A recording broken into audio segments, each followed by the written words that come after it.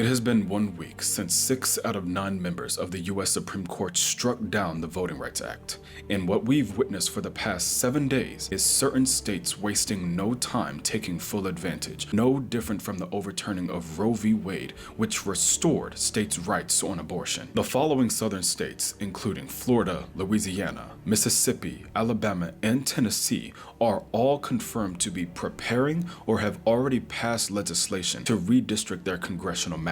And despite there being zero plans to redistrict in the state of South Carolina, there are reports that Governor Henry McMaster is in fact being pressured to do so. Go ahead and just take a guess as to who you think is doing the pressuring. And their sole mission with these new maps have been to target and shrinken predominantly black voting districts. And one of their excuses so far is basically it's not a race thing, black people are just likely to vote Democrat. Thus, by making those districts smaller, they intend to take away more seats from Democrats in Congress. Democrats like Benny Thompson, who represents the 2nd Congressional District in Mississippi, which is again predominantly black. So if Mississippi moves forward with their new map, not only will Thompson possibly be out of a job, not only will he no longer be representing his own voters, but he also will have to hand over his seat to another Republican who may not represent the voters in that district at all. For a better understanding, here is the illustration that has been circling on the news media, predicting what the new congressional maps may look like in the southern states after all the redistricting is done. And with this illustration, I took to social media and found myself reading some of the most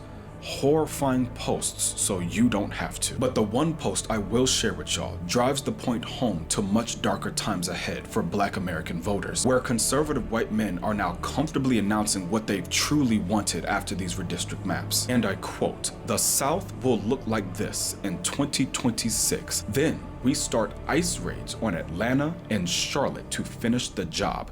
Don't be mad. This is just reparations to hardworking, disenfranchised, Deep South Americans who have had their civil rights unconstitutionally stolen by racist Democrats." 1. How on earth is this reparations? 2. Claiming that the racist Democrats unconstitutionally stole civil rights from Deep South Americans while simultaneously taking away black voters' rights and representation by redistricting the maps is a level of hypocrisy and gaslighting delusion I hope to never reach. Mind you, Benny Johnson is the chief creative officer of Turning Point USA, so it checks out. They're all goddamn white nationalists. Conservative white men are drooling at the mouth for the day when Republicans give ICE the order to target black Americans in these smaller districts. And while that's been happening, there has been widespread mourning in the black community behind closed doors, specifically from our elders ages 60 and up, those of that generation who were literally marching and being brutalized and killed over wanting equal civil rights and voting rights, which many feel it means absolutely nothing now, with 60 years of progression officially thrown out of the window. Where the United Nations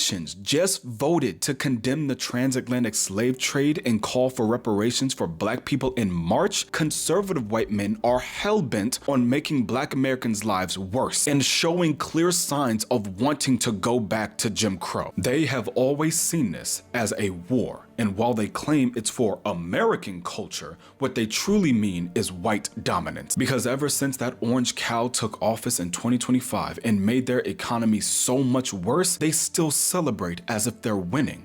It's because they are, because it was never about the economy. They are absolutely willing to pay $4, $5 to $6 a gallon for gas if it means black and brown people are being systemically and physically harmed. If you have not organized with your peers already, please remember all of your constitutional rights. Things are only going to get worse leading up to the midterms, and I pray for everyone's safety.